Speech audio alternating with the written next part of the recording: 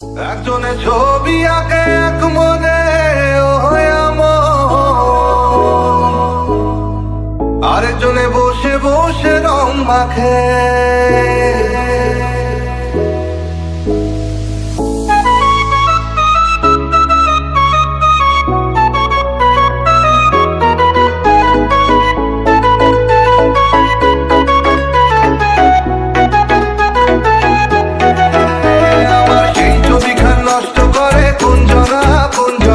সেই ছবিখান নষ্ট করে কোন জনা, তোমার ঘরে বসত করে কয়জনা, মনে জানো।